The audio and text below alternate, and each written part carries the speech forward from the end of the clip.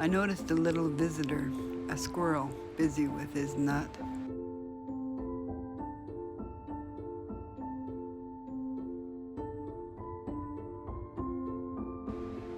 We exchanged looks, but trust takes time.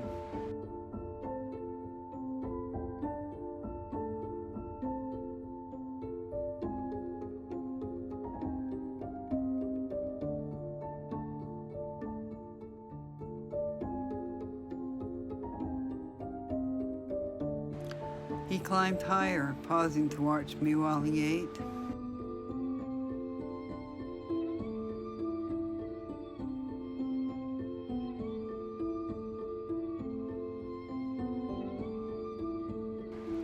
When he grew tired of my company, he disappeared and we both moved on with our day.